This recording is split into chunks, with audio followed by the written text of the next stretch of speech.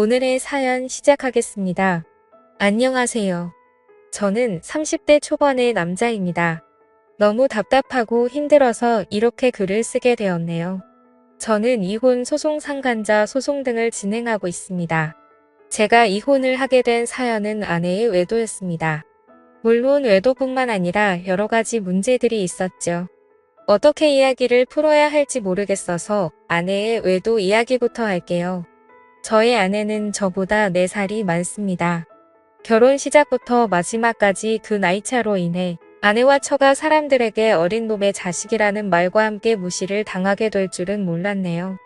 아내의 외도 사이와 지금까지의 말과 행동들 전혀 나이로 사람을 무시할 사람들의 수준으로 적합하지 않았습니다.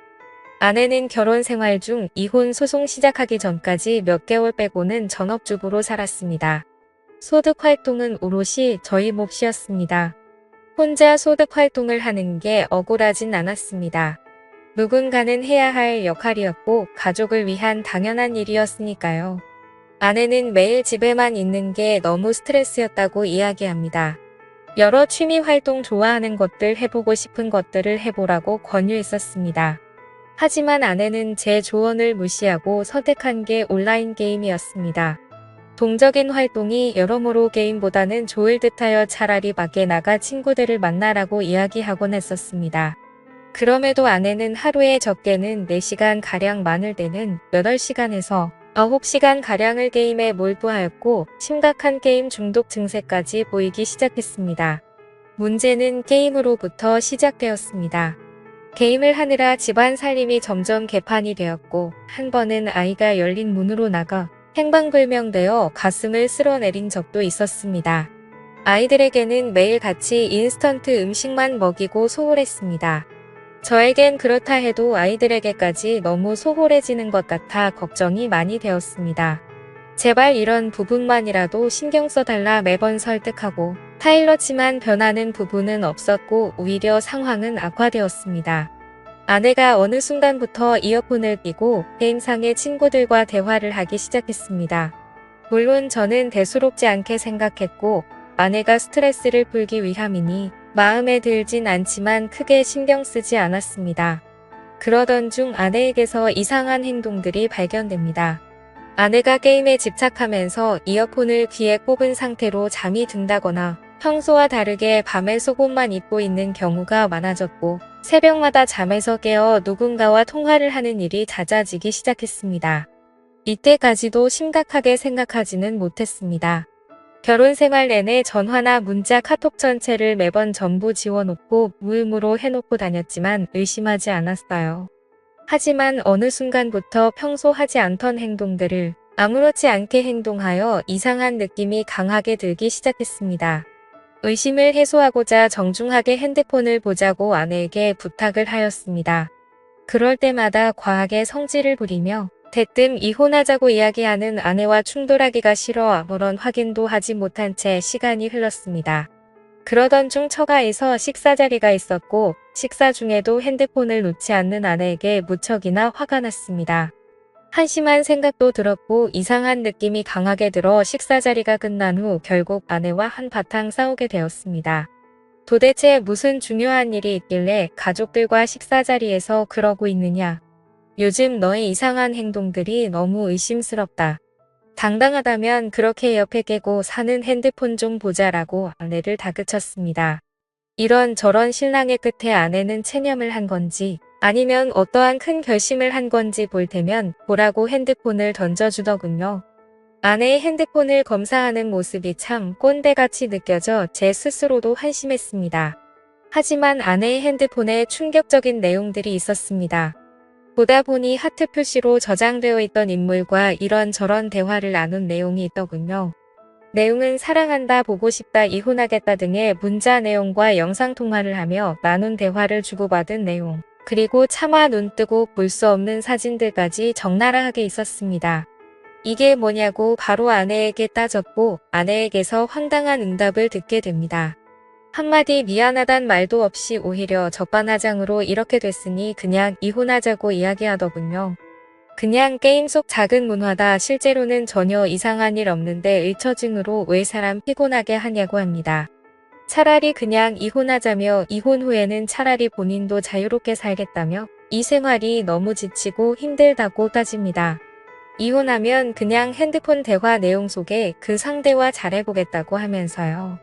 처음에는 믿기지 않았습니다. 아니 믿고 싶지 않았지요. 한편으로 멍하기도 하고 너무 황당해서 그랬는지 오히려 아무렇지도 않은 느낌이 들었네요. 결국에는 게임으로 그 외도 상대를 만났고 그놈과 게임도 같이 하고 영상통화, 카톡, 문자, 전화 등 심지어 전화상으로 더러운 영상통화까지 했더군요. 제가 같은 집에 살고 있는데 이런 말도 안 되는 짓거리를 하고 있었습니다. 아내와는 정말 말이 안 통했습니다. 일단 전 그놈과 아내에게서 진심 어린 사과를 받고 싶었습니다. 아내의 상간남과 통화를 하게 되었습니다. 증거가 모두 있는데 본인은 전혀 알지 못하고 해당 내용은 모른다고 잡아대더군요. 이 쓰레기 같은 자식이 아직 어려서 그런지 새삼을 좀 모르는 것 같아 이러저러한 향후 절차를 말해주며 겁을 주니 실토를 합니다.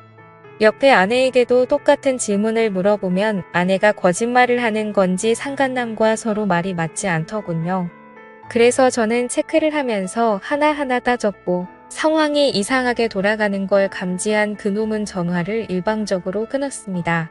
전부 거짓으로 그놈과 짜고 치던 거짓말들이 적나라하게 드러나게 되었습니다. 그걸 참 그동안 바보같이 몰랐었네요. 너무 많이 믿고 살았나 봅니다. 당장 딱에 한 대 올리고 내쫓는 게 맞지만 순식간에 벌어진 일들에 대해 정리할 시간을 가져야겠다고 판단했고 아내에게 작은 기회를 주었네요. 머릿속이 복잡한 상태로 며칠이 지났습니다. 보통 다른 사람들의 경우를 보면 아내가 미안해서라도 신뢰를 다시 회복하기 힘드니 어느 이유에서든지 거절을 하더라도 자신의 잘못의 행동에 대한 죄책감이 동반되는 행동을 하는데 아내는 달랐습니다. 오히려 본인의 행동이 정당한 행동이어 조금이라도 감정 상하는 일들이 쌓이면 당연하게 가정을 내치고 외도하는 게 맞다는 기적인 논리를 주구장창 늘어놓더군요. 더불어 이 과정 중 아내는 어이없는 폭행을 저에게 수차례나 하더군요. 여자가 때려봐야 얼마나 아프겠냐마는 그때까지만 해도 다시 시작할 수 있을 거라는 바보 같은 작은 믿음에 일단 참았습니다. 그러나 흉기를 든 아내에게 상처까지 생겨버리는 일이 벌어졌습니다. 아이에게 못 볼 꼴 보이는 것 같아 근처 사는 동생네 잠깐 보내놨습니다. 저는 너무나 화가 났고 이성을 잃고 눈이 돌아간 아내에게 한순간 정이 확 떨어졌습니다. 도무지 이 여자 같이 데리고 살 사람이 아니다 판단을 하니 이후 저도 냉정을 찾게 되더군요. 그동안 작은 희망이라도 갖고 살았던 제가 참 바보 같았다는 생각이 들었고 바로 경찰을 불렀습니다. 경찰이 집까지 도착하는 와중에도 아내는 뭐가 그리 잘났는지 고래고래 소리 지르며 난리를 쳤습니다. 결국 경찰서까지 가게 되었고 아수라장 속에서 조서를 쓰게 되었습니다. 저는 무조건 아내에게 처벌을 원한다고 강력히 주장하였고 그 길로 경찰서로 나왔습니다. 아마도 폭행에 대해서는 벌금형 이상 나오기는 힘들 것 같다고 이야기를 전해 들었고 아내는 그 후로 처가에 들어가 살게 되었습니다. 이때까지도 저에게 사과 한마디 없더군요. 그리고 이 정신 나간 여자가 그 후에도 본인 SNS에 이러저런 사진들과 그 상간남 사진까지 올리며 처녀인 척을 하고 있더군요. 저는 공황장애까지 앓고 있으며 약 없이는 잠도 못 들고 악몽도 꾸는데 말이죠. 아이를 위해서라도 이 여자 도저히 용서할 수가 없었습니다. 이혼 소송과 불륜 가담자에 대한 손해배상 청구까지 같이 진행하기로 했습니다. 그동안의 카톡 내용들과 사진 녹취한 음성 등 여러 자료들을 가지고 변호사를 찾았습니다. 소송을 진행했고 충분히 문제없이 원하는 대로 진행할 수 있겠다고 하는데 다만 아이가 조금 문제일 수도 있답니다. 애 엄마가 강력히 원하면 양육권은 조금 힘들 수도 있다고 하네요. 이게 말이 되나요? 이 정신나간 여자애까지 본인이 떠안을 거라고 생각은 안 하지만 혹여나 그렇게 될까 내심 걱정을 되더군요. 하지만 저는 끝까지 해볼 것이고 양육비까지 받아낼 생각입니다. 그 와중에 장모라는 사람은 전화를 해서는 제가 문제라는 등 헛소리를 하고 장인은 저를 보면 가만두지 않겠다고 합니다. 제가 보낸 소장을 봤다면서요. 소장의 증거가 모두 첨부되어 있고 그에 대한 내용을 변호사가 정리해서 작성한 사실뿐인 내용인데도 말이죠. 맘대로 생각하시고 원하는 대로 해보셔라. 나 이제 빠꾸 없이 제대로 간다고 끊었습니다. 그에 비해 그 자식이라는 말이 딱 여기서 나온 말 같습니다. 너무나 명백한 아내의 규책 사유에 어떻게 이렇게 뻔뻔하게 나올 수 있는지 어이가 없더군요. 맘 같아서는 오히려 제가 장인을 찾아가 딸년 잘 키우라고 두들겨 패고 싶은 심정이었습니다. 아내의 그놈은 소송 중 알아보니 아내보다도 무려 13살이나 어린 놈이었습니다. 나이를 알고 나니 이 여자 알고는 있었지만 더 한심해지더군요. 13살 연하라네요. 정신 나간 이 여자 그 한계를 끝까지 보여줍니다. 이 상간놈은 경기도 모처에서 학교를 갓 졸업하고 사회복지사 일을 한다고 합니다.